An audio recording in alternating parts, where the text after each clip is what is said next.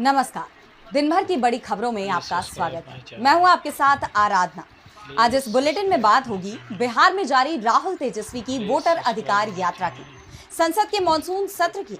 देखेंगे कैसे राहुल गांधी के आरोपों में फंसेगा चुनाव आयोग, क्यों चुनाव से पहले ही नीतीश कुमार का तेज हुआ विरोध, जानेंगे नेपाल और भारत के बीच क्यों बढ़ा तनाव, और बुलेटिन के आखिर में देखेंगे जाने माने कार्टूनिस्ट इरफान की किस खबर पर पड़ी तिरछी नजर। लेकिन दिन भर की तमाम बड़ी खबरों से पहले एक नजर आज की सुर्खियों पर। हमले के बाद दिल्ली की सीएम रेखा गुप्ता को मिली जेड सिक्योरिटी। 24 घंटे तैनात रहेंगे 20 से ज्यादा हथियारबंद सीआरपीएफ जवान। 20 अगस्त को जनसुनवाई के दौरान हुआ था हमला। जीएसटी में बड़ा बदलाव, 5% और 18% स्लैब को मंत्रियों के समूह की मिली मंजूरी। सस्ती होगी रोजाना इस्तेमाल की वस्तुएं। कोर्ट में लंबित मामलों को लेकर सीजीआई ने जताई नाराजगी। बार और बेंच दोनों को ही ठहराया जिम्मेदार। बोले न्याय तक पहुंच आज भी अमीरों का विशेषाधिकार।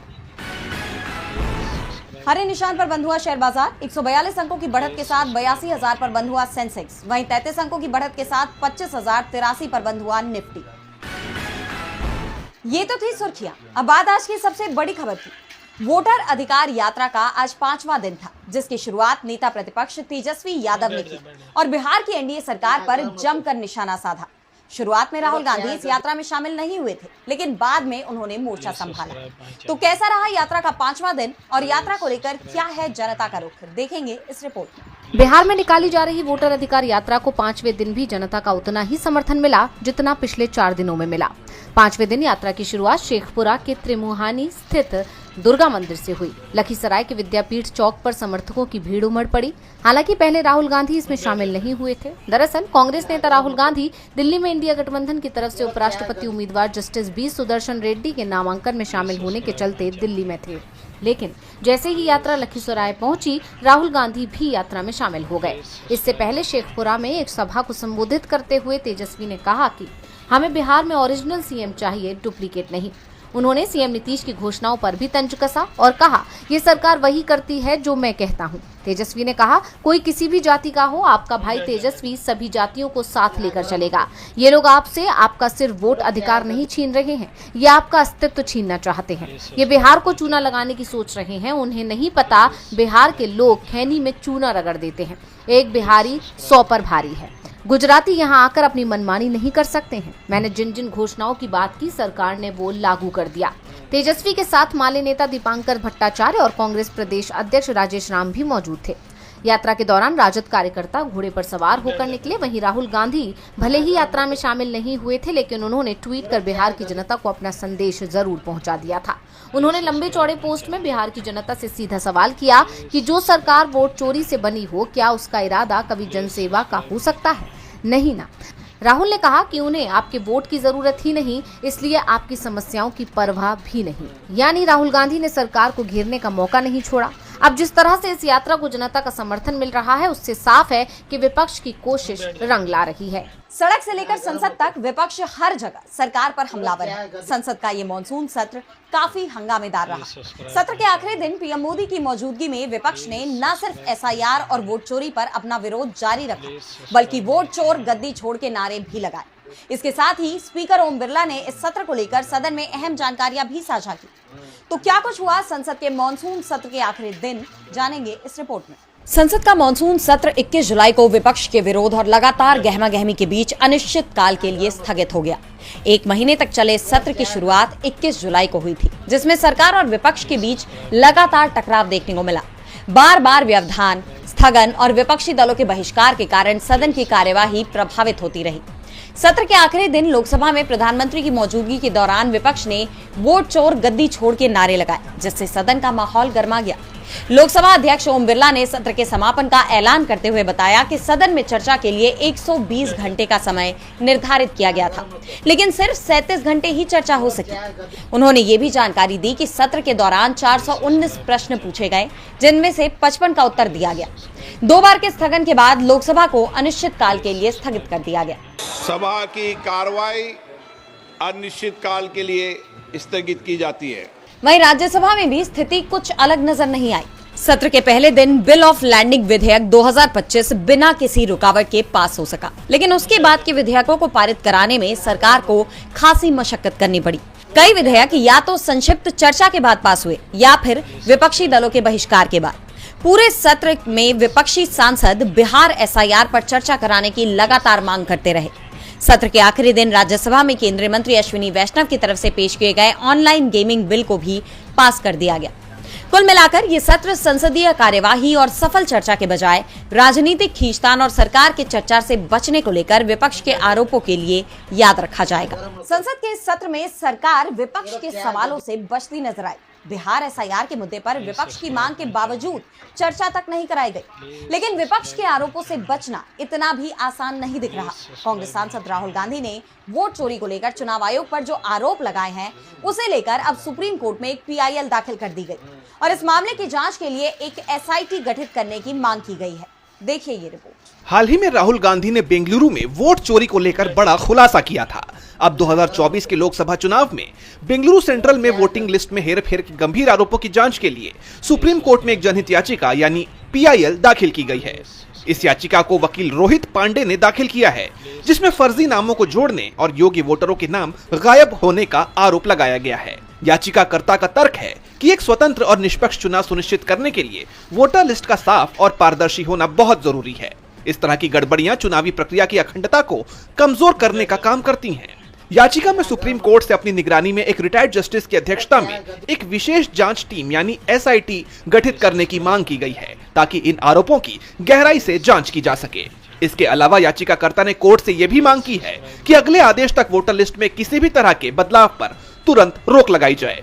इस याचिका में चुनाव आयोग पर भी सवाल उठाए गए हैं। याचिका में कहा गया है कि आयोग ने मशीन रीडेबल वोटर लिस्ट का डेटा उपलब्ध कराने से इनकार कर दिया, जिससे पारदर्शिता की कमी उजागर होती है। इसके साथ ही चुनाव आयोग के लिए दिशा निर्देश जारी करने की भी मांग की गई है, ताकि वो भविष्य में ऐसी गड़बड़ियों को रोकने के लिए पूरी पारदर्शिता के साथ काम कर सके।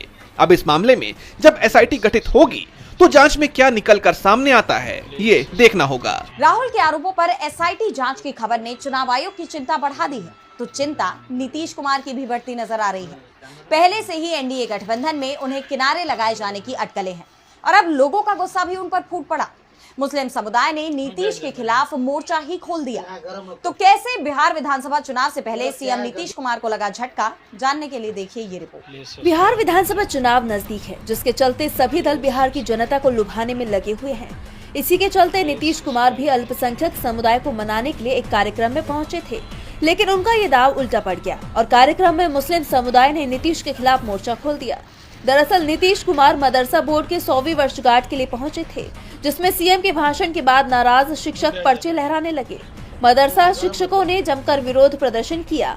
दरअसल शिक्षकों का कहना है कि 2011 में नीतीश कुमार ने वादा किया था कि 2459 प्लस मदरसों को तनख्वाह देंगे। उनके इस वादे की नाकामयाबी को लेकर शिक्षकों ने जमकर नारेबाजी की। साथ ही शिक्षकों ने CM पर तंज कसते हुए कहा कि आज इन मदरसों को लेकर घोषणा होनी थी और यही बोलकर बुलाया गया था, लेकिन CM नीतीश ने अपने भाषण के दौरान कुछ भी बड़ी घोषणा नहीं की। रही सही कसर जब कार्यक्रम में नीतीश सरकार में मंत्री जमा खान ने उन्हें टोपी पहनाने की कोशिश की, तो नीतीश कुमार ने नाराजगी दिखाते हुए टोपी पहनने से भी मना कर दिया। यानी साफ है कि नीतीश के कोर वोटर का अब उनसे मोहभंग हो गया है और ये नीतीश के साथ साथ NDA के लिए भी बड़ी टेंशन वाली बात है। एक तरफ चुनाव की तैयारियां चल रही हैं, तो दूसरी तरफ बिहार का अल्पसंख्यक समुदाय नीतीश सरकार से दूर होता जा रहा है। अब अल्पसंख्यकों की ये नाराजगी नीतीश सरकार को कितनी भारी पड़ेगी, ये तो अब चुनाव के नतीजे ही बताएंगे। बिहार चुनाव से पहले इस वाकये ने नीतीश कुमार की परेशानी बढ़ा दी है, तो टेंशन में NDA भी दिखाई दे रहा है। उपराष्ट्रपति के चुनाव को लेकर इंडिया और NDA के उम्मीदवार में कड़ी टक्कर नजर आ रही है। दोनों ही गठबंधनों के उम्मीदवारों ने अपना अपना नामांकन दाखिल कर दिया है। इस बार दोनों ही गठबंधनों ने दक्षिण भारत के उम्मीदवारों पर दांव खेला है, जिसे देखते हुए ये चुनाव और ज्यादा दिलचस्प हो गया है। देखिए ये रिपोर्ट। विपक्ष के उपराष्ट्रपति उम्मीदवार और सुप्रीम कोर्ट के पूर्व जस्टिस B सुदर्शन रेड्डी ने अपना नामांकन पत्र दाखिल कर दिया है। इस दौरान उनके साथ CPC चेयरपर्सन सोनिया गांधी, कांग्रेस अध्यक्ष मल्लिकार्जुन खड़गे समेत विपक्ष के कई प्रमुख नेता मौजूद रहे। रेड्डी का सीधा मुकाबला NDA उम्मीदवार CP राधाकृष्णन से है, जिन्होंने एक दिन पहले ही नामांकन दाखिल किया था। दोनों प्रमुख गठबंधनों NDA और इंडिया गठबंधन ने दक्षिण भारत के उम्मीदवारों पर इस बार दांव खेला है, जिससे NDA के लिए उपराष्ट्रपति के पद की राह पहले की तरह आसान होती नहीं दिख रही है। दरअसल ये चुनाव जगदीप धनखड़ के 21 जुलाई को दिए गए इस्तीफे के बाद हो रहा है, जिनका कार्यकाल बतौर उपराष्ट्रपति 10 अगस्त 2027 तक का था। बी सुदर्शन रेड्डी के नामांकन से पहले इंडिया गठबंधन ने उनके सम्मान में एक अभिनंदन समारोह आयोजित किया, जहां उन्हें सम्मानित किया गया। कांग्रेस अध्यक्ष खड़गे ने सोशल मीडिया प्लेटफॉर्म एक्स पर इसे विचारधारा की लड़ाई बताया। उन्होंने कहा कि सत्तारूढ़ दल ने जहां आरएसएस की विचारधारा को चुना है, वहीं इंडिया गठबंधन संविधान और उसके मूल्यों को मार्गदर्शक मानता है। खड़गे ने रेड्डी के उम्मीदवारों को राज्यसभा में निष्पक्षता और गरिमा लाने की प्रतिबद्धता बताया। रेड्डी गुवाहाटी हाईकोर्ट के चीफ जस्टिस और गोवा के पहले लोकायुक्त भी रह चुके हैं। उन्हें 2007 में सुप्रीम कोर्ट का जज नियुक्त किया गया था। नामांकन दाखिल करने की आखिरी तारीख 21 अगस्त है, जबकि उम्मीदवारी वापस लेने की अंतिम तिथि 25 अगस्त है। ये चुनाव 9 सितंबर को होना है और उसी दिन नतीजा भी आ जाएगा। अब देखना होगा कि एनडीए अपने उम्मीदवार को उपराष्ट्रपति बना ले जाता है या फिर इंडिया का ये दांव उस पर भारी पड़ता है। उपराष्ट्रपति चुनाव पर सबकी नजरें बनी हुई हैं, तो नजरें सुप्रीम कोर्ट पर भी बनी हुई हैं। सुप्रीम कोर्ट में राज्यपाल और राष्ट्रपति के बिलों पर फैसला लेने की समय सीमा वाले मामले में सुनवाई लगातार जारी है। इस मुद्दे पर जहां सरकार की तरफ से एसजी तुषार मेहता ने आर्टिकल 200 का हवाला दिया, तो वहीं सीजेआई गवाही ने सभी संस्थानों को उनके दायित्व का पालन करने की बात कही। तो और क्या कुछ हुआ सुनवाई के दौरान, जानेंगे इस रिपोर्ट में। राज्यपाल और राष्ट्रपति के बिलों पर फैसला लेने के मामले पर सुप्रीम कोर्ट में जमकर बहस हुई। सॉलिसिटर जनरल तुषार मेहता ने राज्यपालों को विधानसभा से पारित बिलों पर फैसला लेने के लिए 90 दिनों की समय सीमा तय करने के विचार का जोरदार विरोध किया। उन्होंने तर्क दिया कि संविधान का अनुच्छेद 200 राज्यपाल को अपने विवेक से काम करने की व्यापक शक्ति देता है, इसलिए राज्यपाल और राष्ट्रपति जैसी संवैधानिक संस्थाओं को किसी भी तरह की समय सीमा में बांधना गलत होगा। मेहता ने अदालत के अधिकार क्षेत्र पर भी सवाल उठाया और कहा कि अदालतें अपने समान स्तर की किसी अन्य संवैधानिक संस्था के लिए समय सीमा तय नहीं कर सकती। उन्होंने इस तरह के मामलों के लिए राजनीतिक समाधान का सुझाव दिया, जैसे कि प्रधानमंत्री या राष्ट्रपति से संपर्क करना। उनका मानना है कि राजनीतिक परिपक्वता से ऐसे मसले हल किए जा सकते हैं, न कि अदालती हस्तक्षेप से। हालांकि अदालत ने मेहता के तर्कों को पूरी तरह से स्वीकार नहीं किया। सीजेआई बीआर गवाई ने मेहता के तर्कों का कड़ा जवाब दिया। उन्होंने पूछा कि अगर कोई संवैधानिक संस्था बिना किसी वैध कारण के अपना काम नहीं कर रही है, तो क्या अदालत को यह कहना चाहिए कि हम शक्तिहीन हैं और हमारे हाथ बंधे हुए हैं? अदालत भी संविधान का एक अंग है और उसका काम ये सुनिश्चित करना है कि सभी संस्थाएं अपने दायित्वों का पालन करें। वहीं जस्टिस नरसिम्हा ने भी इस बात को स्वीकार किया कि भले ही अदालत कोई समय सीमा तय न करे, लेकिन एक प्रक्रिया तो होनी चाहिए। उन्होंने कहा कि दोनों पक्ष यानी राज्यपाल और विधानसभा एक अतिवादी रुख अपना रहे हैं, जिससे संवैधानिक संकट पैदा हो रहा है। अदालत ने इस बात पर जोर दिया कि अगर कोई संवैधानिक संस्था अपनी जिम्मेदारी से मुकरती है, तो इसका समाधान करना जरूरी है। इस मुद्दे पर कोर्ट में लगातार सुनवाई जारी है। सुप्रीम कोर्ट के अधिकार क्षेत्र को लेकर बहस गरमाई हुई है, तो विवाद भारत और नेपाल के बीच भी देखा जा रहा है। दोनों देशों में सीमावर्ती क्षेत्रों को लेकर जो विवाद 2020 में शुरू हुआ था, अब एक बार फिर ये गरमाता हुआ नजर आ रहा है। नेपाल ने भारत को लिपुलेख दर्रे को लेकर चेताया, तो भारत ने भी उसे करारा जवाब दे दिया, जिसके बाद दोनों देशों के बीच तनाव बढ़ने की आशंका जताई जा रही है। तो क्यों भारत और नेपाल के रिश्तों में आई कड़वाहट, जानने के लिए देखिए ये रिपोर्ट। भारत और नेपाल के बीच दूरियां बढ़ती नजर आ रही हैं। इसकी मुख्य वजह है सीमावर्ती क्षेत्रों को लेकर दोनों देशों के बीच छिड़ा विवाद। लिपुलेख दर्रे के इस्तेमाल को लेकर नेपाल ने भारत को सख्त चेतावनी दे दी है। नेपाल ने साफ कहा कि भारत को इसका इस्तेमाल नहीं करना चाहिए, लेकिन भारत ने भी उसके दावे को खारिज कर दिया।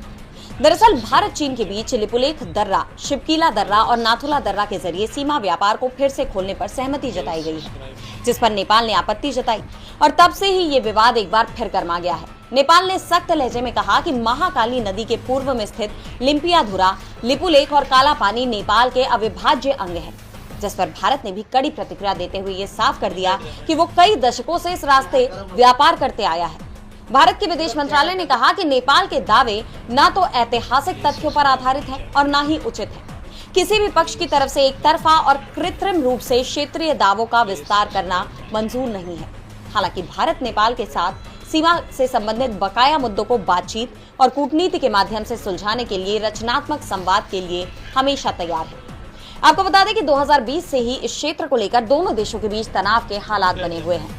ये इलाका भारत के उत्तराखंड राज्य का हिस्सा है, लेकिन नेपाल इसे अपना बताता है।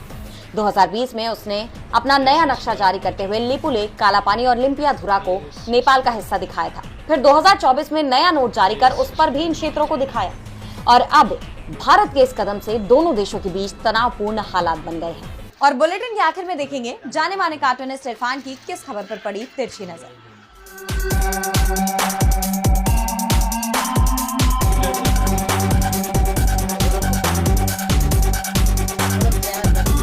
इन दिनों पीएम नरेंद्र मोदी जो नहीं चाहते हैं वो सब हो रहा है। जैसे कि अभी हाल ही में अंतरिक्ष यात्रा से लौटे शुभांशु शुक्ला जब पीएम मोदी से उनके आवास पर मिले तो बड़ी गर्मजोशी के साथ में बातचीत हुई और बातचीत में ये पता चला कि भारत अंतरिक्ष से कैसा दिखाई देता है। तो उन्होंने कहा कि अभी भी भारत सारे जहां से अच्छा दिखाई देता है। तो लीजिए, नई पीढ़ी को शायद ये वाली बात पता ना हो कि 1984 में जब भारत के पहले अंतरिक्ष यात्री राकेश शर्मा अंतरिक्ष में गए तो नीचे से भारत की प्रधानमंत्री इंदिरा गांधी जी ने पूछा कि राकेश जी, भारत ऊपर से कैसा दिखाई पड़ता है? तो राकेश जी ने कहा सारे जहां से अच्छा दिखाई पड़ता है। तो लीजिए, बात वहीं घूम के आ गई। तो मोदी जी ने जब ये सुना होगा तो उनका क्या हाल हुआ होगा कि आज भी क्या ये देश वैसा ही दिखाई पड़ता है जैसा इंदिरा गांधी के समय दिखाई पड़ता था। फिर मैंने अभी तक क्या किया? तो इंदिरा गांधी के कार्यकाल और उनकी यादों से जितना पीछा वो छुड़ाते रहेंगे वो उतने ही उनके करीब आती जाएगी। देखना ये है कि इससे वो कैसे पीछा छुड़ाएंगे।